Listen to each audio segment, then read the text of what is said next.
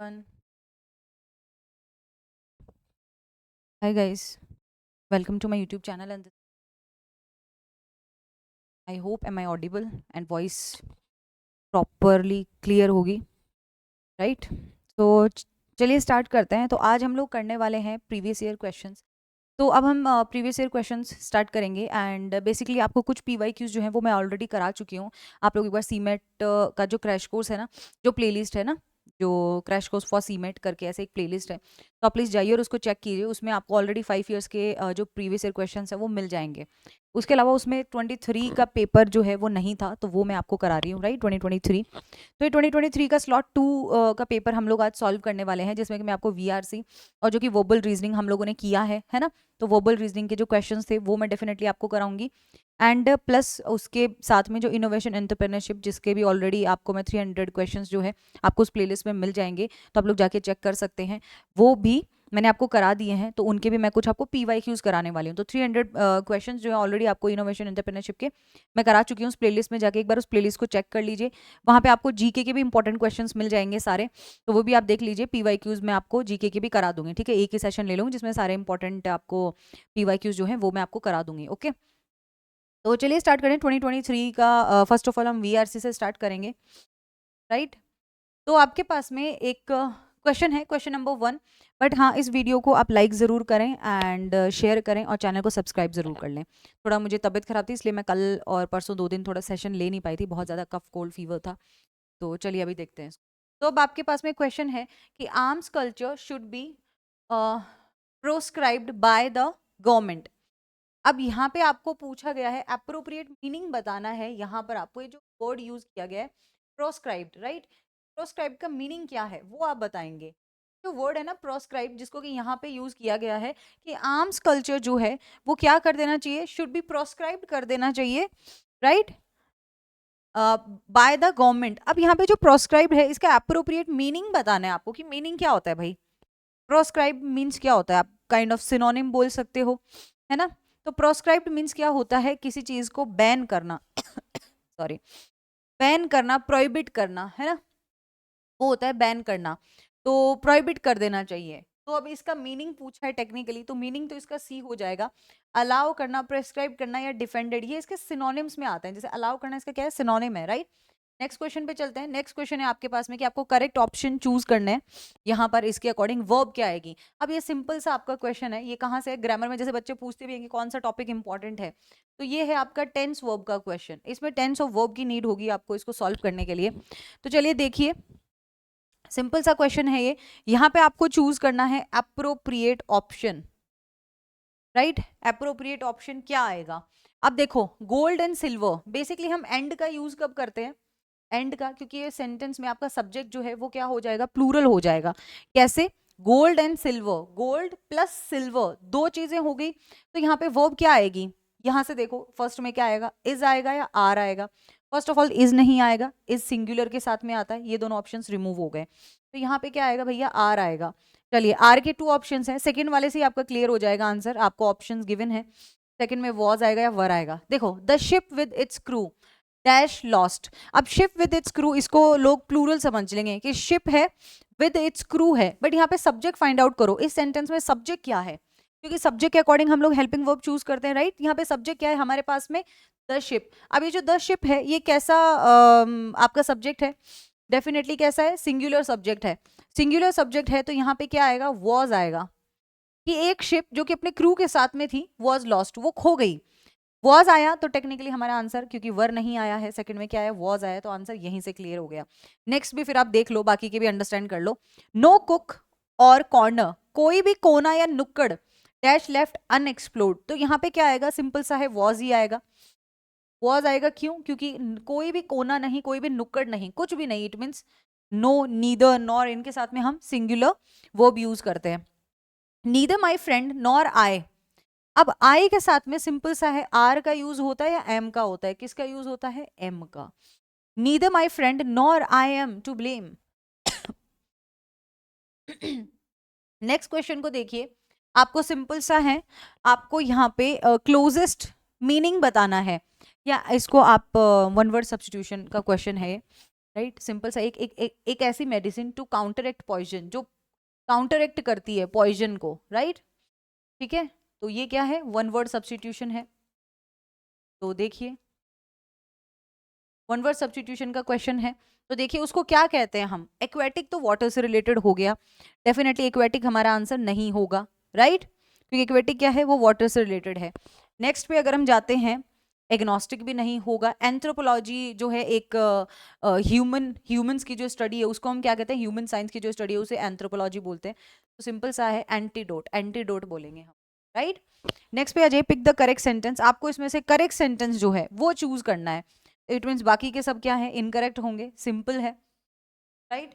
तो बाकी के में प्रॉब्लम क्या है वो भी देख लेते हैं। यहाँ पे देखो have passed, have passed it means क्या है, आपका हैज और हैव प्लस वर्ब का थर्ड फॉर्म। ये कौन सा टेंस है आपका, ये होता है प्रेजेंट परफेक्ट टेंस।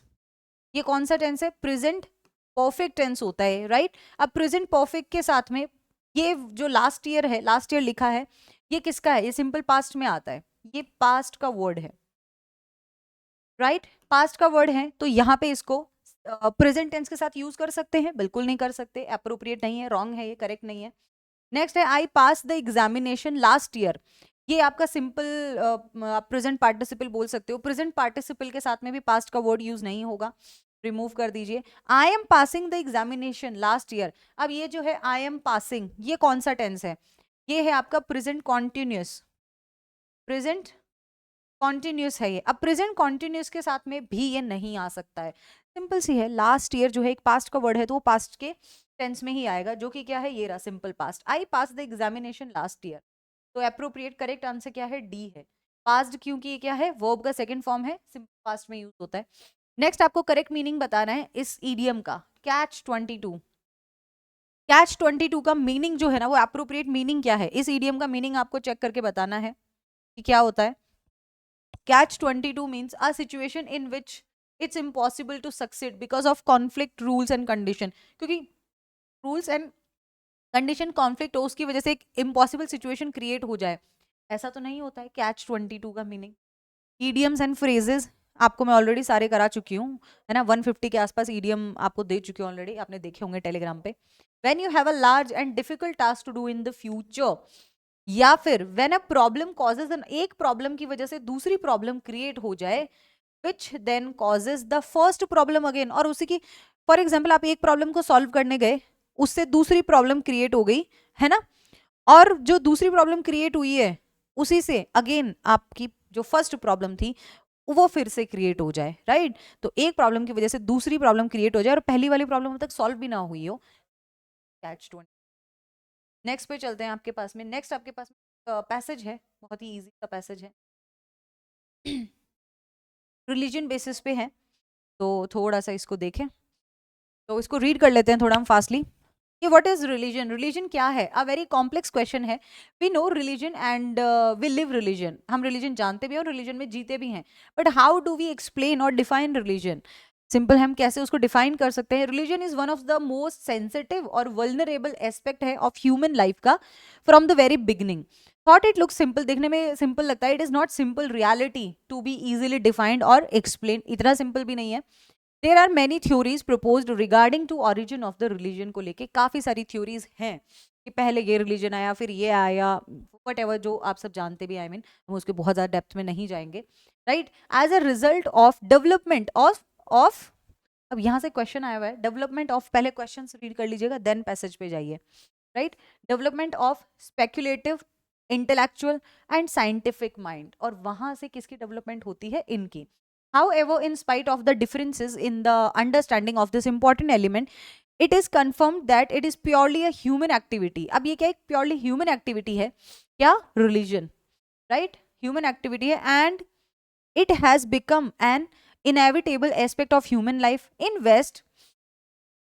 अब यहाँ पे फोकस कीजिए, in west under the influence of the inherited tradition of Judeo Christian tradition, इनके अकॉर्डिंग क्या है कि religion was understood more theistically, right.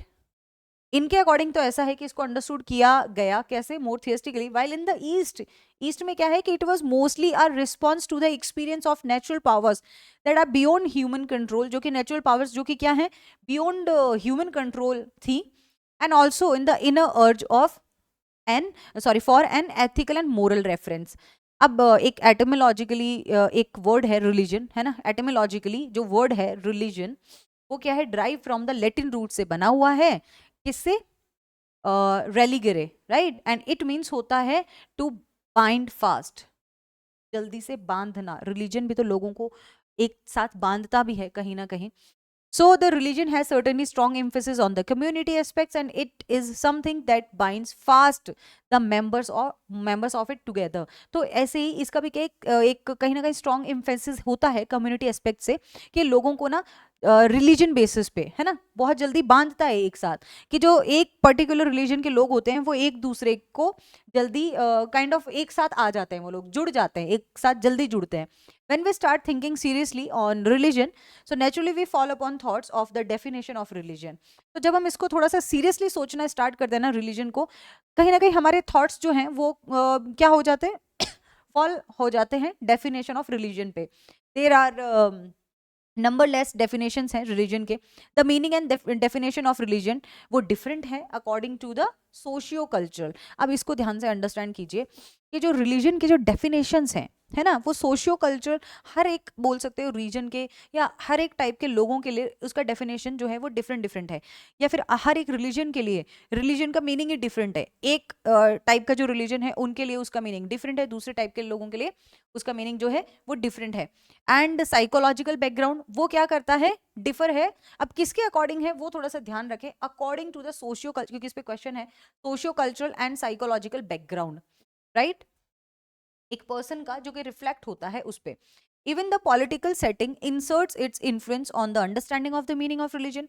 Some of the definitions जो हैं वो क्या है, कहाँ गया, some हाँ, some of the definitions are phenomenological and try to expose the common elements that we see in the acknowledged world religions. For example, the human recognition of superhuman power entitled to obedience and worship.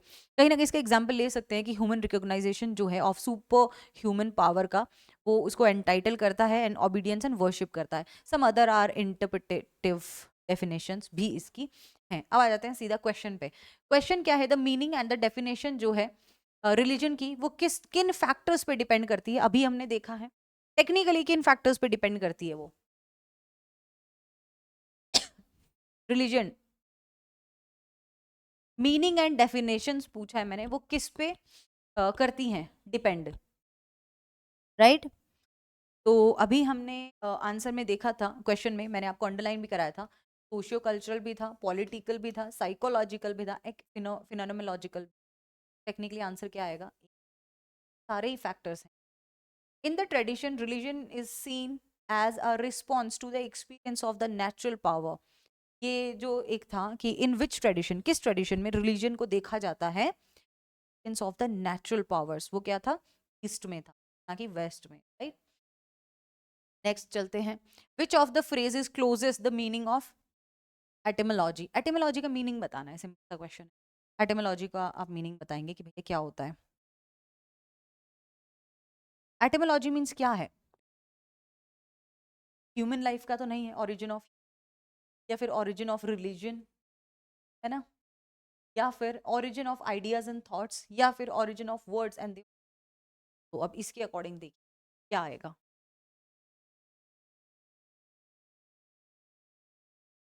क्या है, origin of words and there meanings, right.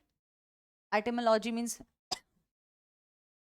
Basically, etymology होता क्या है, किसको refer करता है, kind of history of word या phrases की जो हिस्ट्री है, राइट, जिसको ट्रेस करके हम क्या देख सकते हैं, फ्रेज जो कि शो करते हैं, दिखाते हैं हमें, tracing its development and technically क्या है, which of these statements are correct with the reference to the above passage.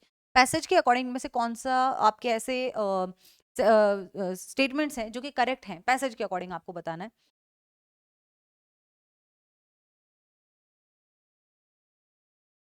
देखो, religion is one of the most sensitive aspect है जो कि गिवन था हमें ऑफ ह्यूमन लाइफ, ये गिवन था राइट तो डेफिनेटली क्या है सपोर्टेड है, we can consider this. Religion is purely a human activity है विच इज ऑल्सो गिवन, तो ये दोनों क्या है, ये तो सपोर्टेड है। नेक्स्ट देखते हैं, religion does not bind the members of a community, but ये तो पैसेज तो कह रहा था कि वो बाइंड करता है मेंबर्स ऑफ इसके कम्युनिटी के, राइट हर एक रिलीजन जो है उसके मेंबर्स जो है कम्युनिटी के उनको बांधता है एक साथ, है ना, तो ये तो कॉन्ट्राडिक्ट कर रहा है, ये अगेंस्ट जा रहा है, तो ये नहीं होगा। टेक्निकली हमारा आंसर क्या आ गया, ये। नेक्स्ट पे चलते हैं, ये सिंपल आपके फॉरेन ऑथर वर्ड्स हैं, इनका मैं लिस्ट शेयर कर दूंगी तो प्लीज इनको देख लीजिएगा, वैसे मैंने ऑलरेडी पहले कराए हुए हैं, तो चलिए नेक्स्ट को देखते हैं। तो नेक्स्ट क्वेश्चन हमारे पास में क्या है, कैप्रेडियम। कैप्रेडियम मीन्स क्या होता है, कैप्रेडियम मीन्स होता है seize the day, right seize the day, तो ए का तो क्या हो जाएगा, डी हो जाएगा, ए का डी कहाँ कहाँ है, सिर्फ एक ही जगह है, तो आंसर हमें वही मिल गया, बट एक बार फिर हम देख लेते हैं। नेक्स्ट है फॉक्सपैस। फॉक्सपैस मीन्स क्या होता है, फॉक्सपैस मीन्स होता है एन एम्बैरेसिंग ब्लंडर, या एक एम्बैरेसिंग सिचुएशन क्रिएट हो जाना, है ना। देन आपके पास में है magnum opus. Magnum opus is kind of the most important work of किसी टाइप का most important work, and prima facie means क्या होता है, expected as such until proven. ये है हमारा आंसर। नेक्स्ट को देख लेते हैं, रिप्लेस द फ्रेज, आपको रिप्लेस करना है फ्रेज को, और वो क्या है, ओके यहाँ पे अब देखो, I don't think you need to explain the situation, your conduct is it's speak itself. अब यहाँ पे ये जो है, या तो ये इज स्पीक इटसेल्फ की प्लेस पे विल स्पीक टू इटसेल्फ होगा, या स्पीक फॉर इटसेल्फ होगा, या हैज बीन स्पीकिंग और स्पीक्स अबाउट इटसेल्फ, इनमें से कोई एक आएगा। जो मैंने अंडरलाइन किया ना जिस पार्ट को, वहां पे आपको देखना है। तो ये जो ना स्पीकिंग इटसेल्फ, ये तो ग्रामेटिकली क्या है, इनकरेक्ट है। स्पीकिंग इटसेल्फ ग्रामेटिकली इनकरेक्ट है ना, यहाँ पे स्पीकिंग इटसेल्फ नहीं आएगा, स्पीक फॉर इटसेल्फ होता है ये। नेक्स्ट रीड द सेंटेंस, और आपको बताना क्या है कि choose the correct answer from the options, correct answer आपको बताना। स्टेटमेंट है आपके पास में, आई डू नॉट नो, इसमें से करेक्ट क्या है वो बता दो, सिंपल है कि I don't know whether he will come or not, I don't know that he will come or not, that आएगा या वेदर आएगा, या आपको लगता है कि किसमें वो है, आप बताओ प्रॉब्लम है, वो आपको बताना है। ग्रामेटिकली करेक्ट कौन सा है भाई, I don't know whether he, whether क्या है, कंडीशनल है, इफ और वेदर का दोनों का यूज कंडीशन के लिए करते हैं। कंडीशन क्या है कि या तो वो आएगा या नहीं आएगा, सिंपल है। अब दैट के साथ में और का यूज क्यों कर रहे हैं हम, यहाँ पे भी वेदर ही आएगा, तो टेक्निकली क्या है, ए करेक्ट है, बी में भी दैट के प्लेस पे आपको वेदर रखना है। ऑर्डर देखना है आपको, ये है आपका पैरा जंबल, तो जंबल कीजिए।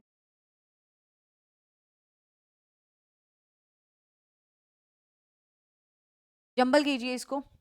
ओपनिंग सेंटेंस देखिए, जो इंट्रोड्यूस कर रहा हो टॉपिक को, टॉपिक को इंट्रोड्यूस करने वाला ऑप्शन हमें चूज करना है, राइट। अब देखो, एट अदर टाइम्स, ये ओपनिंग है ही नहीं, इंट्रोड्यूस कर ही नहीं रहा। दिस, ये दिस से क्या है, सेंटेंस इनकम्प्लीट है, ओपनिंग नहीं होगा। इट्स समटाइम्स, किस बारे में बात कर रहा है, वी डोंट नो, तो एक ही ऑप्शन है ओपनिंग का, विच इज, और क्यू से ओपनिंग सिर्फ यहाँ हो रही है, बाकी सब में नहीं, तो आंसर हमें टेक्निकली पता चल गया। बट क्यू क्यों है ओपनिंग, क्योंकि क्यू आपको क्या बता रहा है, इंट्रोड्यूस कर रहा है टॉपिक से। टॉपिक क्या है, ऑरल स्टोरी टेलिंग जो है is an old, right, and much loved tradition है इन मैनी कल्चर्स में। क्लियर है, मैनी कल्चर्स में ये वो है। It's sometimes a performing art that involves, अब ये क्या कर रहा है, इसको इसने इंट्रोड्यूस किया, ये क्या कर रहा है, इस पॉइंट को एक्सप्लेन कर रहा है, एक्सप्लेनिंग पार्ट आएगा। ध्यान रखें, फर्स्ट पार्ट जो होगा वो होगा आपका इंट्रोडक्शन, सेकंड होगा which is explanation, and the third part is conclusion, simple. तो इंट्रो हमने कर दिया है, एक्सप्लेनेशन पार्ट देखते हैं। एक्सप्लेनेशन ये है कि it's sometimes a performing art that involves interaction between the story teller and the audience, कि ये कहीं ना कहीं क्या होता है, एक इंटरेक्शन होता है, जो स्टोरी बता रहा है और जो ऑडियंस उसको सुन रही है। देन ये इसमें इसको और आगे एक्सप्लेन करे कि एट अदर टाइम्स, इसी का एक और एस्पेक्ट दे रहे कि other times it's a spontaneous communication होती है with in a small group of people के बीच, राइट। तो ये एक्सप्लेनेशन के 2 पॉइंट्स हो गए आपके पास में, second is this and third last लिख दो कंक्लूजन, कि this spontaneity is enjoyed by both children and adults, दोनों इंजॉय करते हैं स्टोरी टेलिंग को, तो राइट। तो हमारा आंसर क्या आ गया था, ये आ गया। Find out the which part of the sentence has error, आपको लगता है एरर नहीं है तो आप वो चेक करें, बट आपको लगता है एरर है तो इसमें उसको देखिए किस में आपको लगता है कि इसमें यहाँ पर एरर है। ओके इसमें एरर जो है कि एक ही सेंटेंस है ये, the primary objective of the essays is to draw analogies between the two works होगा यहाँ पर, two works addressing the common memories and trauma of this location, right. तो ये है, तो एरर क्या था यहाँ पे, वर्क की प्लेस पे वर्क्स कर दीजिए। नेक्स्ट पे आ जाइए, find out the which part of the following sentence has error, आपको एरर बताना है। यहाँ पे क्वेश्चन है कि the earth removes round the sun isn't it, बताइए।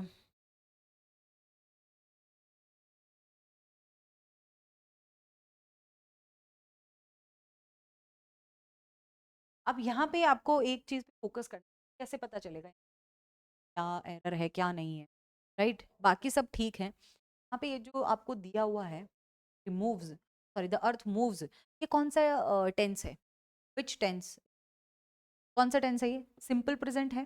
सिंपल प्रेजेंट बोलेंगे हम इसको। सिंपल प्रेजेंट को हम कैसे आइडेंटिफाई करते हैं, क्या होता है उसमें, एस या ई एस लगा हुआ होगा किसके साथ में, मेन वर्ब के साथ में, राइट।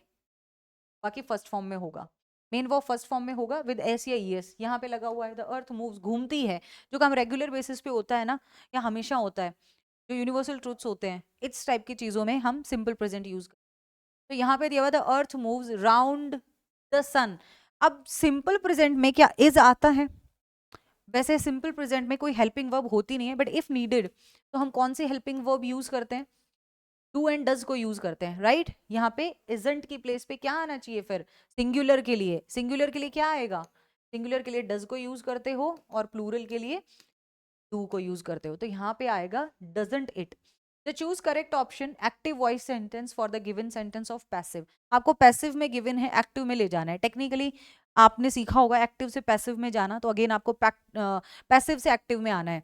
अब जब हम जाते हैं ना एक्टिव से पैसिव में, तो हम बाय का यूज कर लेते हैं, तो सिंपल सा पहले तो बाय रिमूव हो जाएगा, सब्जेक्ट ऑब्जेक्ट बन जाता है, ऑब्जेक्ट सब्जेक्ट बन जाता है। यहाँ पे ये क्या है, ऑब्जेक्ट है, यहाँ पे ये क्या है, सब्जेक्ट है।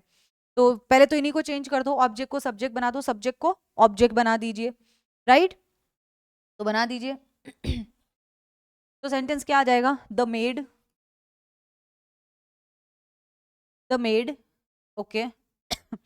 देन आपका है लुक्ड, तो वो एज इट इज रहेगा। जब हम एक्टिव से पैसिव में जाते हैं ना, तो हम हेल्पिंग वर्ब यूज करते हैं जहां पे पहले हेल्पिंग वर्ब यूज नहीं होती है, तो ये सिंपल सा है, हेल्पिंग वर्ब को रिमूव कर दो। हेल्पिंग वर्ब हटा दिया हमने जब हम यहाँ आए, the made looked, okay. Looked after तो सिंपल सा ही है, आफ्टर तो आएगा ही आएगा। लुक्ड आफ्टर, अब अपना जो आपका सब्जेक्ट था उसको ऑब्जेक्ट बनाइए, किसको देखती है वो, the child. Looked after means की ख्याल रखती है, तो आपका आंसर क्या आ गया, ए आ गया।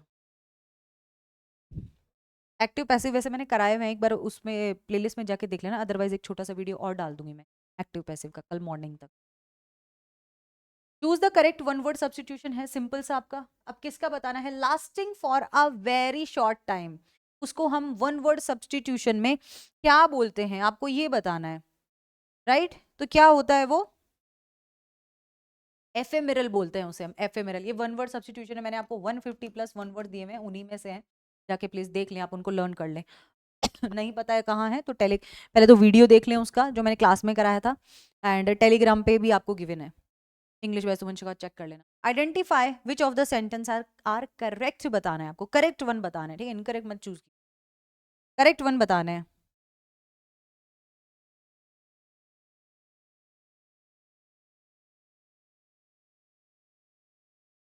पेशेंट वॉज क्राइंग, पहले तो यहाँ तो इसमें ही एरर है, इन नहीं, ऑन नहीं होगा, इन आएगा, तो ये तो नहीं आएगा।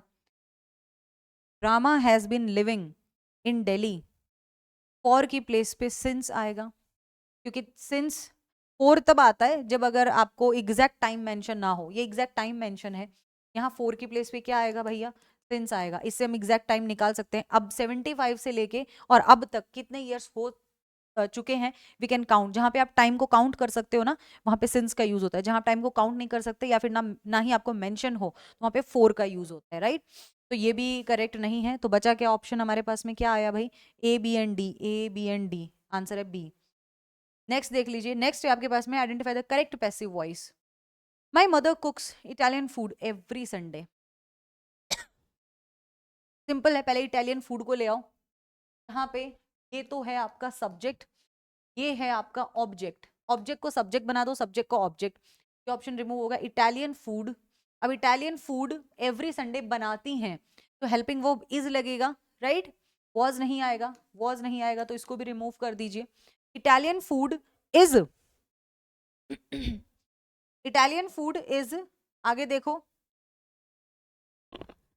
अब cooked bye my mother every Sunday होगा या इज बीइंग कुक्ड, तो बीइंग सिंपल आपका ये इसमें बीइंग का कंडीशनल यूज यहाँ पे यूज नहीं, सिंपल सा। Italian food is cooked bye my mother. Find out the part जिसमें कि एरर है। Neither he nor I R wrong, बताओ कहाँ एरर है। सिंपल सा एरर है, और एरर क्या है भाई, आई के साथ आर का यूज नहीं, का यूज होता है, एम का यूज होता है। यहाँ पे क्या आएगा, ठीक है। तो आई होप ये समझ में आए होंगे आपको। अब ये हो गए, इसके बाद में हम थोड़ा सा ये देख लेते हैं आपका logical reasoning, right. Logical reasoning देख लेते हैं, चलिए।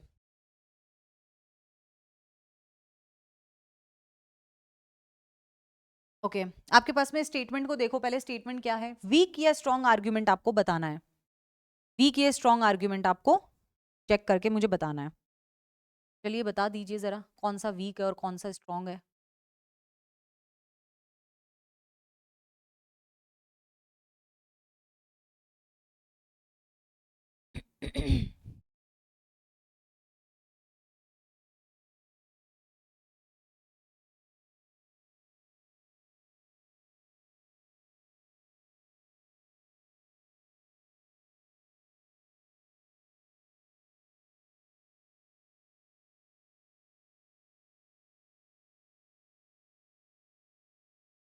हम्म, देखिए तो स्टेटमेंट क्या है आपके पास में।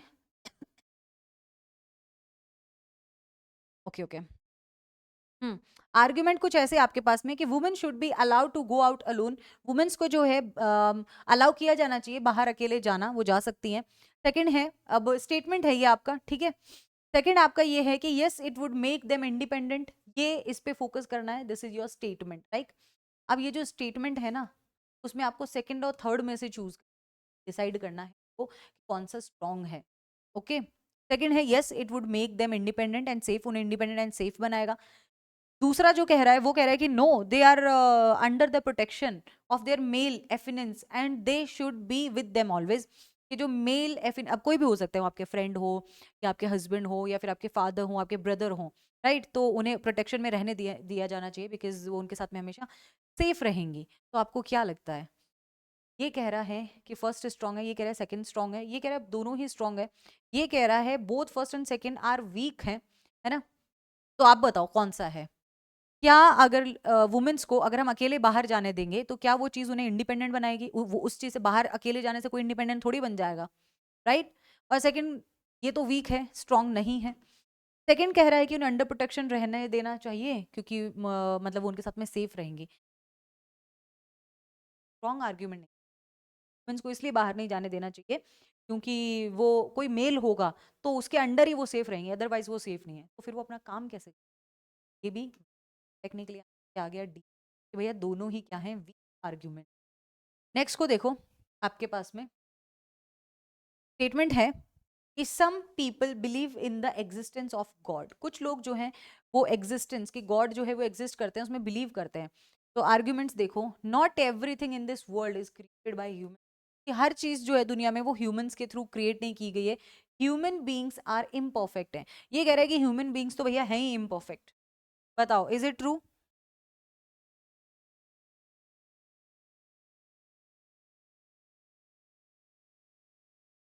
Human beings are imperfect, human beings जो हैं वो क्या हैं, इम्परफेक्ट हैं। इसमें से इसमें क्या होगा।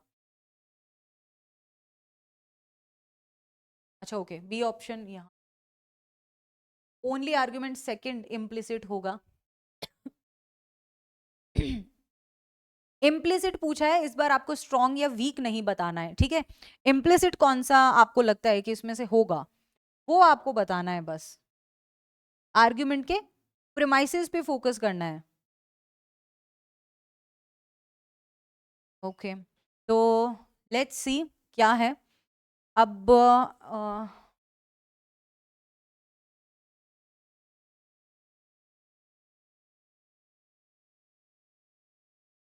देखें इसमें क्या होगा। यहाँ पे आपको क्वेश्चन दिया हुआ है कि ह्यूमंस जो है इनका कोई लेना देना नहीं है गॉड की एग्जिस्टेंस, तो टेक्निकली ये तो नहीं होगा, राइट। दूसरा आपको दिया हुआ है कि not everything in this world created by humans, वो हर चीज ह्यूमंस ने नहीं बनाई है, इसके एग्जिस्टेंस का क्या लेना देना है, दोनों ही करेक्ट नहीं है, डी आएगा। नेक्स्ट देख लीजिए जरा, स्टेटमेंट क्या है आपके पास में, उसको देखें और फास्टली बताएं।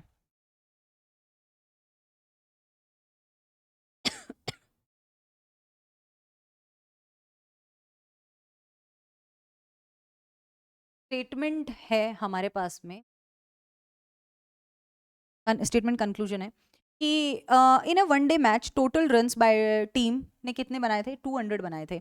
आउट ऑफ, अच्छा ये मैंने ये 23 का स्लॉट 2 का पेपर है और 23 के प्रैक्टिस क्वेश्चंस में अगर आप जाएंगे तो मैंने ये क्लास में प्रैक्टिस कराया था लास्ट ईयर और ये क्वेश्चन एज इट इज़ आ भी गया, तो ये मेरा एज इट इज़ क्लास में कराया हुआ क्वेश्चन है लास्ट ईयर का, आप जाके यूट्यूब पे चेक कर सकते हैं मेरे यूट्यूब चैनल में, राइट। जो मैंने ये स्टेटमेंट कंक्लूजन के जो क्वेश्चंस कराए थे और एज इट इज़ क्वेश्चन आया है इसमें, तो ऑलरेडी मैं करा चुकी हूँ। 200 बनाए थे out of 160 runs made by the spinners, right.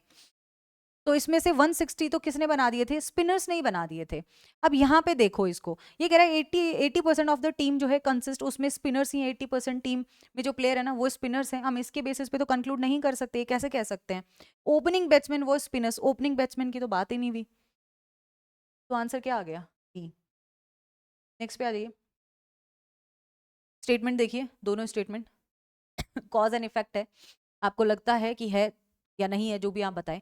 Statement 1 है कि there is an increase in the water level of all the water tanks supplying drinking water to the city in the last fortnight, right. ये कह रहा है कि भैया there is an increase in water level, है ना, water level में increase हुआ है of all the water tanks जो भी सप्लाई करते हैं ड्रिंकिंग वाटर इस सिटी में लास्ट फोर्टनाइट से, ठीक है। सेकेंड कह रहा है कि most of the trains were cancel due to water logging on the tracks, कि पानी भर गया उस पे, ठीक है, इसकी वजह से क्या है कि ट्रेन्स जो है वो कैंसिल हो गई। अब देखो ट्रेन्स कैंसिल हुई होंगी, है ना, आप ये आपको ये बताना है कि या तो ये कॉज है या ये इफेक्ट है, राइट। अब या तो दोनों ही कॉज हो सकते हैं या दोनों ही इफेक्ट हो सकते हैं। एक कंडीशन तो है कि भैया स्टेटमेंट फर्स्ट जो है ना वो क्या है, एक कॉज है और इसकी वजह से ये रिजल्ट आया है, इट मीन्स ये इफेक्ट आया है। या फिर ये हो सकता है कि ये कॉज है इसकी वजह से ये इफेक्ट आया है। अगर आपको लगता है फर्स्ट वाला कॉज है उसकी वजह से सेकंड वाला इफेक्ट आया है तो आप ये चूज करो। आपको लगता है कि भैया ये वाला कॉज है और फर्स्ट में जो है ना जो भी हुआ है वो इस सेकंड की वजह से हुआ है तो ये चूज करो। आपको लगता है कि दोनों ही जो हैं वो इंडिपेंडेंट कॉजेज हैं, मतलब ये किसी चीज के होने का कारण है ये भी किसी चीज के होने का कारण है, बट इनका आपस में कोई लेना देना नहीं है, तो आप सी चूज करो। आपको लगता है कि ये भी एक इफेक्ट है और ये भी एक इफेक्ट है बट इनका आपस में कोई लेना देना नहीं है, किसी चीज की वजह से ऐसा हुआ है किसी चीज की वजह से ऐसा हुआ है बट इनका आपस में कोई रिलेशन नहीं है, तो आप डी चूज करो। अब यहाँ पे देखो मोस्ट ऑफ द ट्रेन्स जो हैं वो कैंसिल हुई होंगी, डेफिनेटली हुई होंगी due to the water logging, but इसका रीजन ये तो नहीं है।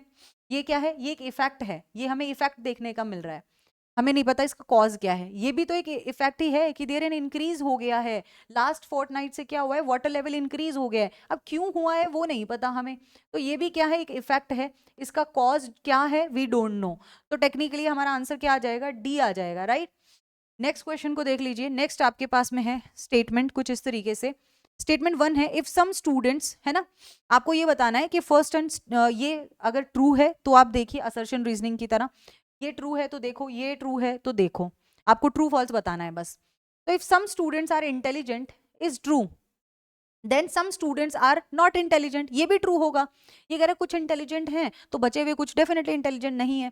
ये कह रहा है कि if all logician are mathematician है, इज ट्रू है, अगर ऐसा है तो सम नॉन मैथमेटिशियंस जो हैं वो भी क्या होंगे, आर नॉट लॉजिशियंस, ये भी तो ट्रू होना चाहिए। तो सिंपल सा है, क्या ये ट्रू है, ऐसा हो सकता है कि मतलब इसकी पॉसिबिलिटी देखो कि सम स्टूडेंट्स अगर इंटेलिजेंट हैं, ये ट्रू है अगर, तो हम ये भी तो कह सकते हैं कि some students are not intelligent. हम ऐसा तो नहीं कह सकते, राइट? ऐसा तो हम नहीं कह सकते कि कुछ इंटेलिजेंट हैं और कुछ इंटेलिजेंट नहीं है, तो ऐसा हम नहीं कह सकते। ये क्या एक फॉल्स है, फॉल्स स्टेटमेंट है ये।